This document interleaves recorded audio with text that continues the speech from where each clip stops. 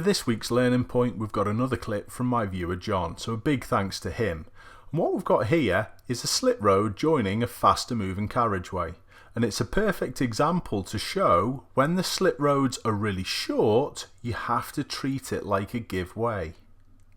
If this was longer, you'd be building speed and trying to fit in. But because the slip road was so short, John waited for a suitable space and then he gets on with it. Perfect.